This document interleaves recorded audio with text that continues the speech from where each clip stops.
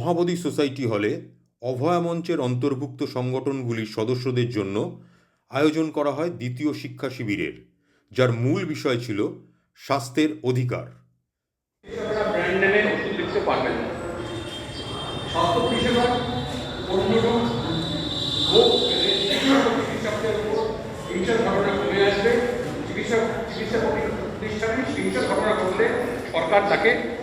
এই অনুষ্ঠানে উপস্থিত ছিলেন ডক্টর পুণ্যব্রত গুণ, ডক্টর সুজয় বালা, ডক্টর রাহুল মুখার্জি, ডক্টর নির্মাল্য দাস এবং এই সংগঠনের অন্যান্য সদস্য এবং সদস্যরা। বিশ্বযুদ্ধ থেকে তার পরবর্তী 40-50 বছর যে সময় আলমানা ডিক্লারেশন হয়েছে, ডাব্লিউএইচও তৈরি হয়েছে, এই সমস্ত দাবি সনদ তৈরি হয়েছে। এই অনুষ্ঠানে উপস্থিত হয়ে অনুষ্ঠানের সদস্য এবং সদস্যরা স্বাস্থ্যের অধিকার সম্বন্ধে নিজ নিজ বক্তব্য পেশ করেন।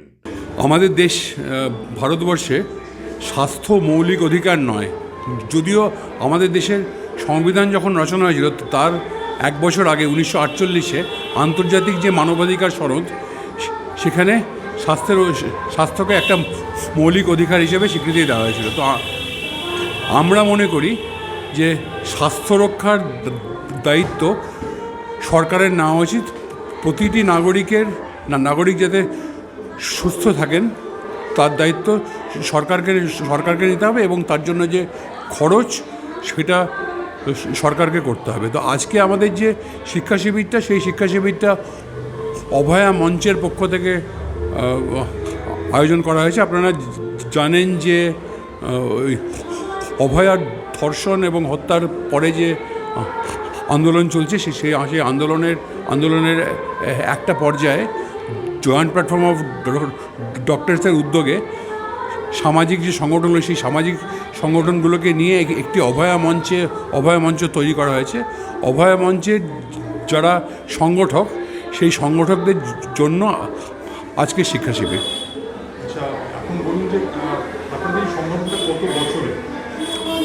আমাদের অভয়া মঞ্চ তো তৈরি হয়েছে 28শে অক্টোবর।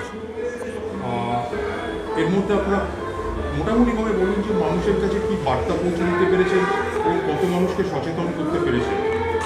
আমাদের অভয়া মঞ্চের মধ্যে যে সংগঠনগুলো আছে তার মধ্যে শ্রমজীবী স্বাস্থ্য উদ্যোগ আছে। শ্রমজীবী স্বাস্থ্য উদ্যোগ 2013 থেকে স্বাস্থ্যের অধিকার নিয়ে কাজ করছে।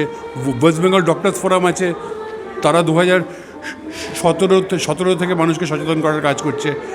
আমাদের মধ্যে association of health service doctors আছে, তারা এটা নিয়ে প্রচার করে যাচ্ছে। কিন্তু অভয়া মঞ্চ হিসেবে আমরা এখন আমাদের যারা সংগঠকদের শিক্ষিত করার কাজটা আমরা শুরু করেছি। নমস্কার, আমার নাম ইলোরা দেবনাথ, আমি একজন অভয়া মঞ্চের সদস্য। আপনি এই অভয়া মঞ্চে যোগদান করে সদস্য হিসেবে বলুন যে আপনার মধ্যে স্বাস্থ্যের অধিকার বোধ সম্বন্ধে আপনি কি বুঝতে পারছেন? দেখুন, বিষয়টা হচ্ছে স্বাস্থ্যের সম্পর্কে। স্বাস্থ্য আমাদের অধিকার, এটা প্রথম কথা। প্রত্যেকটি মানুষেরই অধিকার সুস্বাস্থ্য থাকার এবং সরকারি সুযোগ সুবিধা ইত্যাদি পাওয়ার। তো এগুলো বিষয়ে তো প্রচুর জটিল আইন আছে, প্রচুর ধারা উপধারা আছে, অনেক কিছু আছে। তা আমরা চেষ্টা করছি এরকম শিক্ষা শিবির করে আমরা ধীরে ধীরে একটু করে ব্যাপারগুলোর মধ্যে ঢোকা এবং বোঝা, যাতে আমরা সাধারণ মানুষকেও জানাতে পারি, বোঝাতে পারি যে স্বাস্থ্য আমাদের অধিকার এবং সেই অধিকার আমরা কিভাবে পেতে পারি। ক্যামেরায় গোবিন্দ দোলের সাথে পার্থপ্রতিম সাহার রিপোর্ট, বিগ নিউজ, কলকাতা।